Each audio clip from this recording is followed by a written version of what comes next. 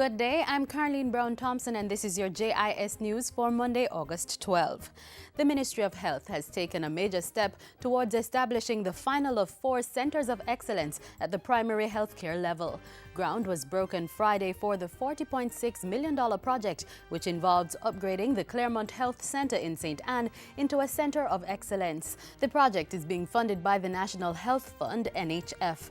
The money will go towards the expansion and modification of sections of the existing building, construction of a new waiting area, upgrading of the sanitary facilities and electrical fixtures, paving of the driveway and parking area, and erection of a new perimeter fence. The other health centers earmarked to be developed into centers of excellence are Isaac Barrett in St. Thomas, Santa Cruz in St. Elizabeth, and Darliston in Westmoreland. Their upgrading forms part of the ministry's efforts to enhance the provision of primary health care island-wide. The National Center for Youth Development and the United Nations Development Program are collaborating to present a series of engagement with young people on discussions of migration and development to maximize the contribution of migration to national development. Youth and Culture Minister Lisa Hanna says engaging with young people on this issue is critical as youth account for a significant percentage of Jamaican immigrants. The minister's comments came in her message to mark August 12 as International Youth Day. This year's theme is Youth Migration, Moving Development Forward. The observance of International Youth Day 2013 seeks to raise awareness of the livelihood, struggles and opportunities that migration presents for young migrants and other youth who are affected by the phenomenon. The parliamentary opposition has signaled its willingness to work with the government for the full implementation of the Jamaica Logistics Hub.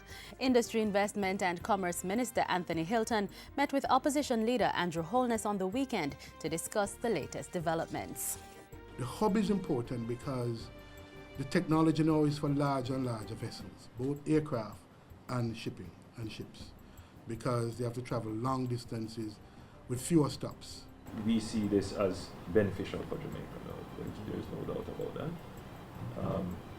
We would want to see that there is a greater synchronization between the energy timeline and your own timelines for starting.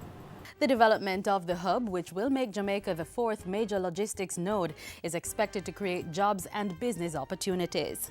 Residents of Mount Hannah and nearby communities in eastern Hanover are benefiting from a newly established resource center in the area. It includes a community library, internet cafe, bathrooms and multipurpose hall. The center was established by the Mount Hannah Primary School Past Students Association in collaboration with the Organization of International Development.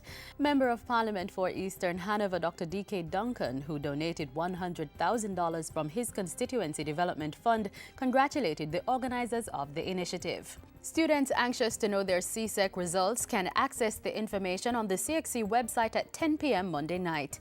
Results for the Caribbean Advanced Proficiency Exams CAPE were posted online to the same website on Friday.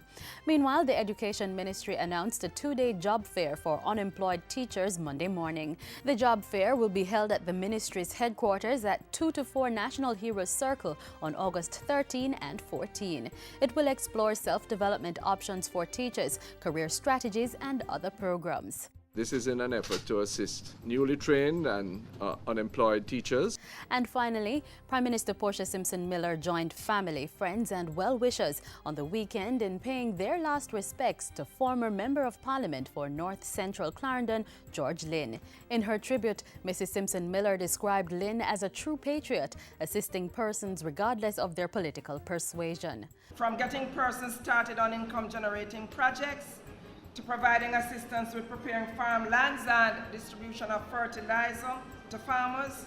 He focused on repairing community roads, bringing water, electricity, telephone services into communities. He assisted students to further their education. Lynn, who had been ailing for some time, passed away at age 81 on July 17. And that's it for JIS News Today. I'm Carleen Brown-Thompson. Thanks for watching.